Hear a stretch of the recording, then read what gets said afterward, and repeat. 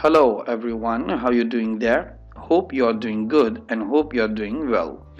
जी तो मैं हूं doctor Syed Hashim Bukhari and we have started our lectures on microbiology for pharmacy students. Our today's lecture is lecture 32. आज का जो हमारा लेक्चर होगा वो होगा लेक्चर 32. अब देख लेते हैं हमने अपने प्रीवियस लेक्चर में क्या पढ़ा था. So in our previous lecture we have discussed about methods to minimize the microbial contamination.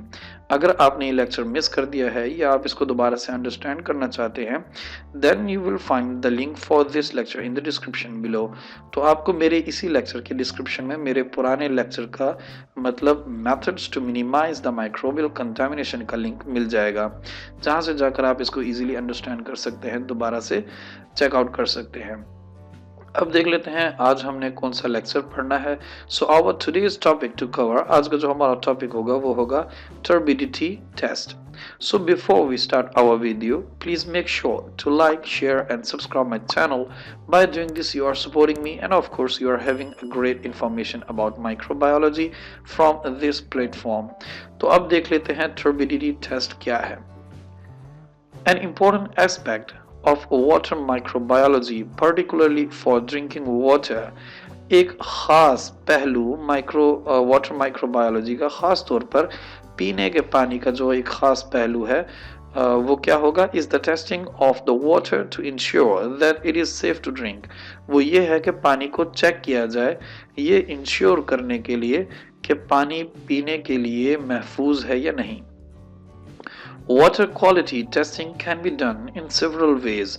जो वाटर की जो क्वालिटी टेस्ट होता है वो किया जाता है बहुत से मुख्तलिफ तरीकों से. One popular test measure is the turbidity of the water. एक मशहूर टेस्टिंग जो पैमाना होगा वो होता है टर्बिडिटी ऑफ वाटर. तो ये टर्बिडिटी ऑफ वाटर जो है ये एक मशहूर पैमाना है और इस टर्बिडिटी ऑफ वाटर के अंदर जो ये टर्बिडिटी है इसका मतलब होता है गदलापन. ठीक है, तो अब देख लेते हैं. Turbidity gives an indication of the amount of suspended material in the water. ये जो turbidity टेस्ट होता है ये हमें एक इंडिकेशन देता है, ठीक है, इन उन खास मटेरियल्स की अमाउंट के बारे में जो कि पानी के अंदर मौलिक होते हैं. ठीक है, ये यानी कि टर्बिडिटी एक ऐसा टेस्ट है टर्बिडिटी एक ऐसा टेस्ट है जो कि हमें उन खास मटेरियल्स की अमाउंट के बारे में निशानदेही करता है जो कि पानी के अंदर मौलिक होते हैं. Typically if materials such as soil is present in water, then microorganisms will also be present. आमतौर पर अगर जो ये मटेरियल्स हैं जैसे कि मट्टी के ज़र्रात हो गए, तो अगर ये पानी के अंदर मौजूद होंगे तो माइक्रो ऑर्गेनिजम्स भी पानी में मौजूद होंगे. The presence of particles even as small as bacteria and viruses can decrease the clarity of the water.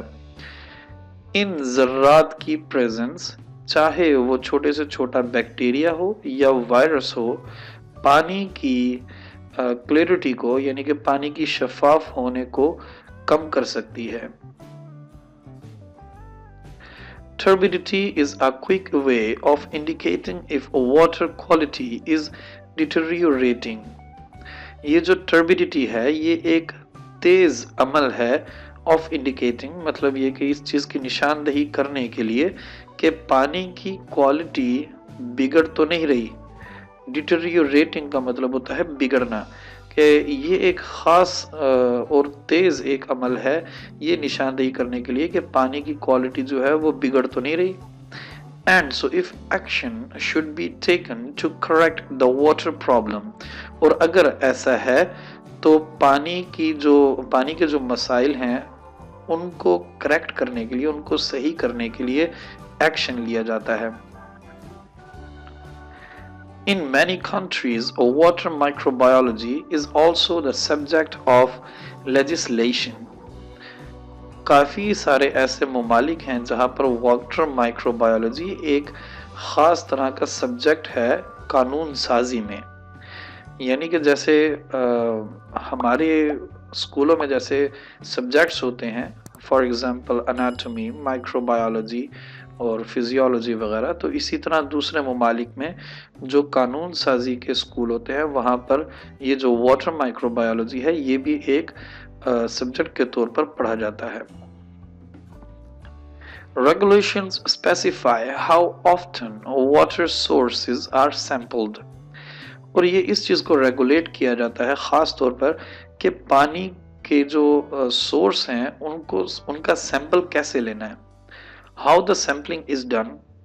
और सैंपल ले लेने के बाद उसकी सैम्पलिंग कैसे करनी है, मतलब ये कि उसको लेबोरेटरी में चेक कैसे करना है, how the analysis will be perform. और उसका एनालिसिस कैसे करना है, यानी कि उसको उस जो लेबोरेटरी में आप चेक करेंगे उसके बाद उसके अंदर क्या चीज़ शामिल है, तो उसको एनालिसिस बोलते हैं। इस चीज़ को देखने के लिए कि उसके अंदर क्या चीज़ शामिल है, क्या गदलापन है जो पानी को ख़राब कर रहा है, ये एनालाइज करने का तरीका आपका कैसा है।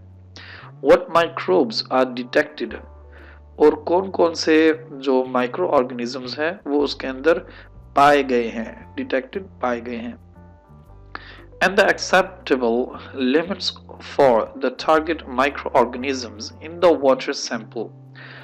और जो माइक्रो ऑर्गेनिजम्स की एक ख़ास लिमिट तक जो कि एक्सेप्टेबल हो, एक ऐसी ख़ास लिमिट जो कि अगर पानी में हो भी तो इतना ज़्यादा मसला नहीं होता, तो ये भी चेक करने के लिए कि उस जो ख़ास तरह का माइक्रो ऑर्गेनिज्म है उसकी पानी के अंदर लिमिट कितनी मौजूद है।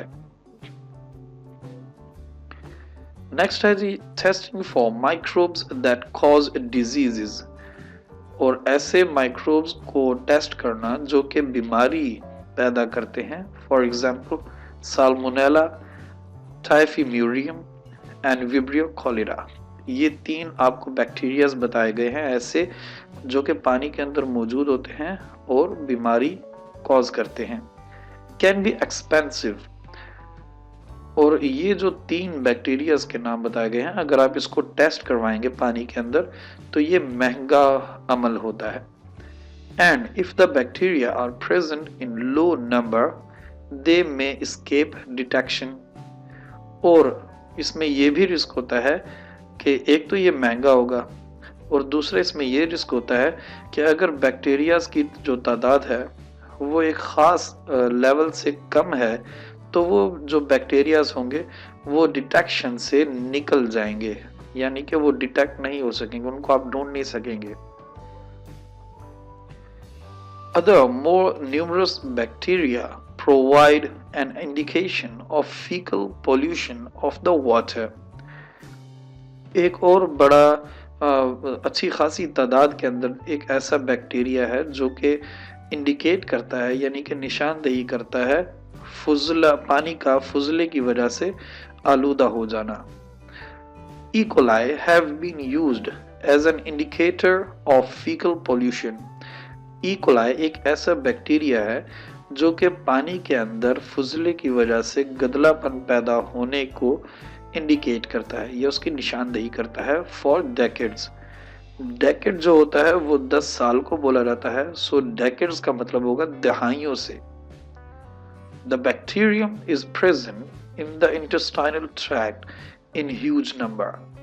ये जो E. coli है ये इंसान के इंटेस्टाइन के अंदर यानी कि आंतों में एक बड़ी तादाद के अंदर मौजूद होता है।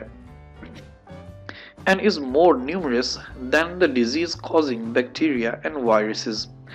और ये बहुत ज़्यादा मिकदार में पाया जाता है उन बैक्टीरियाज और वायरसेस की मतलब मुकाबले में जो कि बीमारी कॉज करते हैं, यानी कि ई कोलाई जो है वो दूसरे जो बैक्टीरियाज और वायरसेस जो कि बीमारी कॉज करते हैं उनसे ज़्यादा तादाद में, उनसे ज़्यादा नंबर्स में होता है।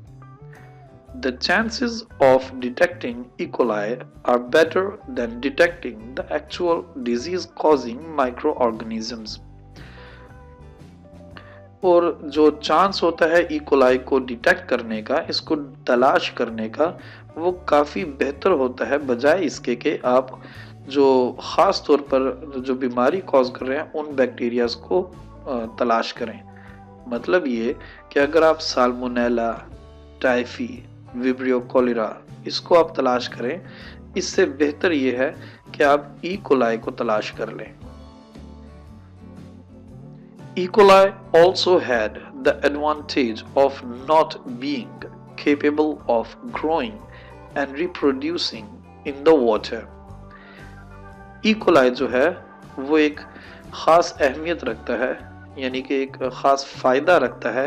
वो फ़ायदा क्या है कि ये पानी के अंदर ना तो ये ग्रो कर सकता और ना ही ये रिप्रोड्यूस जो है ना अपने आप को कर सकता है पानी के अंदर, accept in the warm and food-laden waters of tropical countries. हाँ, ये अलग बात है कि अगर पानी गर्म हो और खाने से लदा हुआ हो, लेडन का मतलब होता है लदा हुआ होना, पानी गर्म हो और खाने से लदा हुआ हो, तब जो है ई कोलाई उसके अंदर, इस तरह के पानी के अंदर जो गर्म होगा और खाने से लदा हुआ होगा, उसके अंदर फिर ई कोलाई ग्रो भी करेगा और रिप्रोड्यूस भी करेगा। और ऐसा ऐसे ममालिक में होगा जो कि गर्म इलाके रखते हैं। ट्रॉपिकल का मतलब होता है गर्म या गर्म इलाके। Thus, the presence of the bacterium in the water is indicative of recent fecal pollution. तो ये जो बैक्टीरिया है यानी कि जो ई कोलाई है, उसकी पानी के अंदर मौजूदगी इस चीज़ को निशानदेही करती है कि ये पानी थोड़ा अर्सा पहले ही जो फुजले की वजह से गदला हो चुका है। Finally, E. coli can be detected easily and inexpensively. और आखिरकार E. coli जो है उसको तलाश करना आसान भी होता है और इनएक्सपेंसिव भी होता है। मतलब ये कि सस्ता भी होता है, महंगा नहीं होता। अब देख लेते हैं आवर टुडेज पॉसिबल क्वेश्चंस। आज के हमारे पॉसिबल क्वेश्चंस कौन कौन से हैं। So our first question is for what purpose we go for turbidity test. किस मकसद के लिए हम टर्बिडिटी टेस्ट करते हैं। Second, what turbidity test indicates. जो टर्बिडिटी टेस्ट होता है वो किस चीज की निशानदेही करता है। Third, testing what bacterias are expensive. कौन से ऐसे बैक्टीरियाज हैं जिनको टेस्ट करना महंगा होता है। Next, testing what bacteria is cheap. और कौन सा ऐसा बैक्टीरिया है जिसको टेस्ट करना सस्ता होता है। Next, How we detect fecal pollution of water. हम पानी के अंदर फुजले की वजह से हो जाने वाली आलूदगी को कैसे डिटेक्ट करते हैं या तलाश करते हैं। उम्मीद करता हूँ आज आपको मेरी आज की ये वीडियो पसंद आई होगी।